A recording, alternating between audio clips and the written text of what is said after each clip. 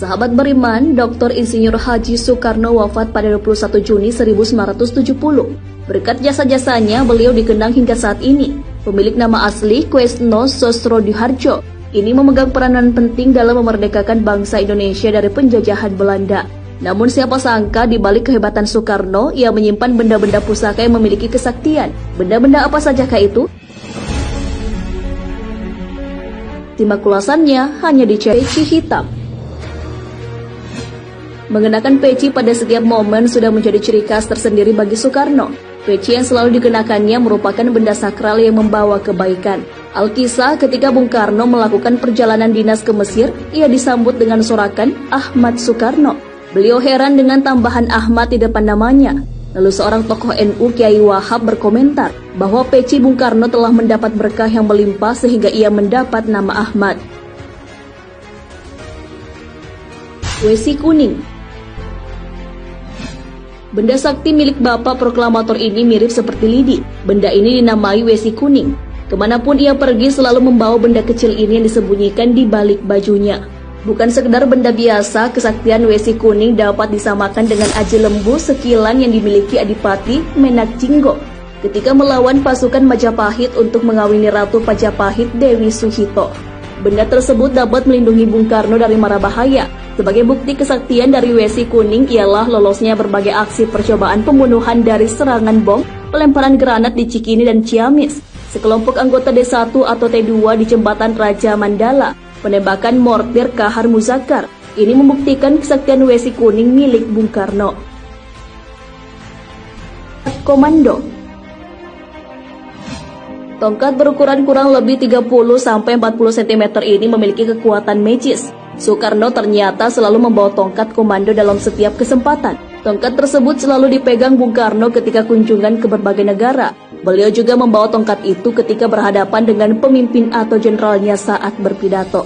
Tongkat tersebut terbuat dari kayu yang berasal dari Pegunungan Kalak, Ponorogo di wilayah utara Pacitan. Keris bertuah. Selain tongkat, Bung Karno juga memiliki keris pemberian Keraton Yogyakarta. Tak hanya itu, beliau memiliki beberapa keris bertuah yang dikoleksi. Keris bertuah miliknya memiliki filosofi sebagai simbol pengendalian diri, harapan, keyakinan, dan kesederhanaan. Keris peninggalan perang Puputan.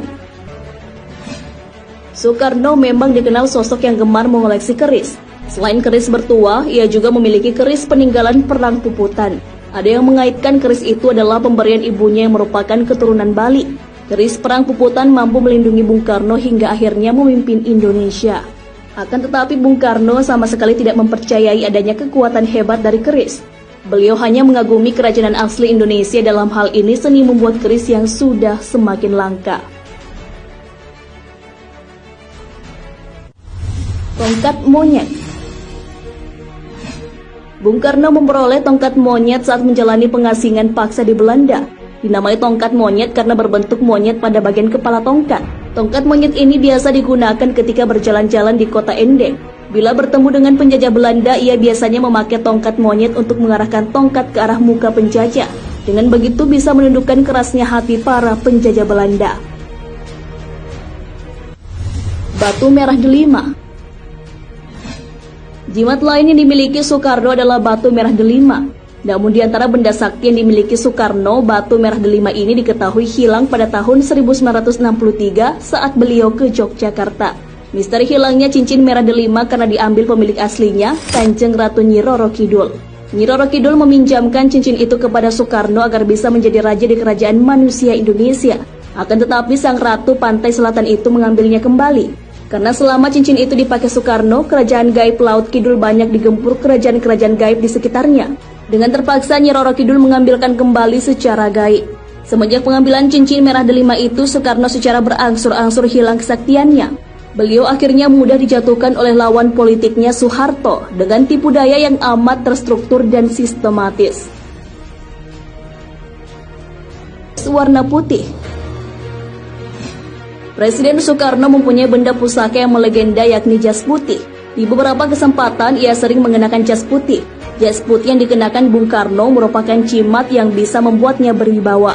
Pada beberapa momen, Bung Karno yang mengenakan jas putih bisa membuatnya terlihat elegan dan berkarisma. Lembu Sakilan.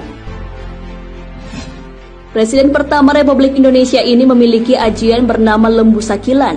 Ajian ini dimiliki Patih Gajah Mada. Benda sakti inilah yang membuat Bung Karno selalu selamat dari kematian. Ajian Lembu Sakilan ini membuat Bung Karno selamat dari bahaya yang kerap mengintainya. Beliau kerap akan dibunuh beberapa orang. Bahkan rencana pembunuhan Bung Karno terjadi lebih dari 7 kali namun selalu selamat. Masyarakat percaya Bung Karno selamat dari maut bukan hanya keberuntungan semata. Keris sakti penghilang tubuh milik Jenderal Sudirman. Jenderal Besar Sudirman merupakan salah satu pahlawan kemerdekaan. Beliau diketahui memiliki jimat sakti. Pada masa itu ketika Jenderal Sudirman bersembunyi di desa Bajulan, Nganjuk, Jawa Timur dari kejaran pasukan Belanda. Jenderal Sudirman bersembunyi di sebuah rumah milik penduduk bernama Kedah. Tiba-tiba terdengar suara pesawat yang mulai mendekat di dekat desa itu. Segera Jenderal Sudirman mengeluarkan keris dari balik bajunya dan mulai membaca doa-doa. Keris sakti itu berdiri tegak tanpa ada yang memegangi ketika pesawat berada persis di atas atap rumah. Keris baru terjatuh saat pesawat mulai menjauh dan tak terdengar lagi suaranya. Sahabat beriman, itulah benda-benda pusaka sakti yang dimiliki Bapak Proklamator Indonesia. Selain batu merah delima, benda-benda tersebut masih disimpan oleh anak Soekarno, Megawati Soekarno Putri. Meski dipercaya memiliki kesaktian namun tidak untuk disembah. Dari Ibnu Abbas radhiyallahu anhu bahwa Rasulullah SAW bersabda, "Jika engkau meminta, mintalah kepada Allah, dan jika engkau memohon pertolongan,